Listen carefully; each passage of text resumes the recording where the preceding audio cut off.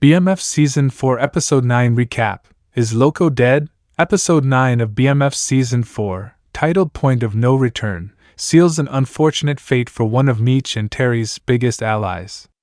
The Flenory brothers' business has been experiencing something worse than a rough patch in the last few months. Their aspirational recording label, Stomping Grounds, seems to have hit a wall in the wake of their star rapper, Purdy's, death.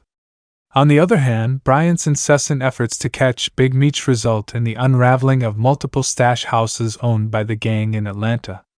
Nonetheless, despite the troubling brewing on their home ground, the older brother dreams of expanding their business further by making new connections. This brings the duo to California, where they hope to win over the business of Manuel, Loco's contact. Meanwhile, the rest of the Flenory clan anticipate welcoming another member to their family. Spoilers ahead, Meech's ambition takes him to California in the aftermath of the night's events. Bryant finds his informant, Laz, dead on the side of the street. Naturally, his suspicions turn to Meech and his gang, assuming they must have something to do with the murder. Consequently, when CCTV footage establishes a connection between the victim and B. Mickey, the detective concludes that the latter must be back to working with the BMF. Inversely, Meech remains worried about Laz's unprompted murder until he realizes that he's the mole who sold out the locations of the stash houses to the authorities. In the aftermath, Terry argues it would be best to take a pause and recuperate from their losses. Nonetheless, his brother doesn't want to stay low. Instead, Meech wants to continue on the uphill incline and take their business to the next level. Consequently, he manages to convince Loco to set them up for a meeting in California with the big shot dealer, Manuel. Soon enough, the Flenory brothers find themselves foraying into California with big plans of expansion. Almost off the bat, Meech establishes a partnership with Mua and his crew. Furthermore, despite getting in a fight with the latter's rivals the night before, the eldest Flenory also manages to win over the alliance of the Blood's crew. Thus, with promising roots already established in the city, the two brothers walk into their meeting with Manuel prepared to make BMF bigger than ever. Nicole gives birth to a baby boy initially. Nicole's pregnancy arrives with some frustration. Her water breaks in the middle of the night, rushing Lucille to take her daughter to the hospital. Nonetheless, dawn breaks, and the expecting mother finds herself still stuck in the establishment's waiting room. Simultaneously, Charles receives a call about the situation, compelling him to catch the earliest plane out of Atlanta and back to Detroit. It goes without saying that Nicole's brothers, Meech and Terry, are unable to make it back home given the current chaos of their professional lives. By the time the teenager finally finds her on a hospital bed, certain problems threaten to complicate the matter. An irregularity in the baby's heartbeat prompts the doctors to prepare their patient for a C-section. In the end, Nicole chooses her mother to enter the operating room with her and comfort her through the process. Even though there's a slight hiccup in the immediate aftermath of her son's birth, everything resolves itself soon enough. Consequently, Nicole finally meets her child, whom she ultimately decides to name Demetrius, after her older brother. However, a damper is put on the joyful occasion once Lucille learns about her daughter's future plans.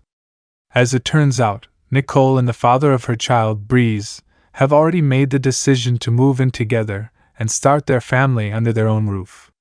Naturally, given their young age and the complications between the mother-daughter duo, this decision comes as an unpleasant surprise. Loco loses his life in a targeted attack once Meech and Terry secure the partnerships with Bloods and Mua. They share the news of their success with their business partner, Loco. However, little do they know that tragedy awaits the moments after their shared phone call. Once the drug dealer hangs up and returns to his car, it ends up blowing up to smithereens, taking him out with it. The brothers only learn the horrifying news during their meeting with Manuel. The master criminal asserts his desire to halt operations until BMF resolves its Atlanta-based issues. Meech tries to build trust in their methods by citing their loyalty to Loco. Nonetheless, this becomes a moot point once Manuel reveals that the other man is long gone. According to Manuel, a rival gang had orchestrated the attack. He asserts that since the gang only had a personal problem with Loco, his death was a confined, solitary incident. Yet the timing of the attack remains suspicious, raising one's curiosity about what could be the hidden reality behind Loco's death. Nevertheless, his death and Manuel's proposed timeline certainly put a damper on the Flenory brothers' plans. Yet, even more concerning is the revival of an old nemesis. Although Meech and Terry don't know it yet, Lamar is making his way to Atlanta to exact his revenge on both the brothers and Mickey.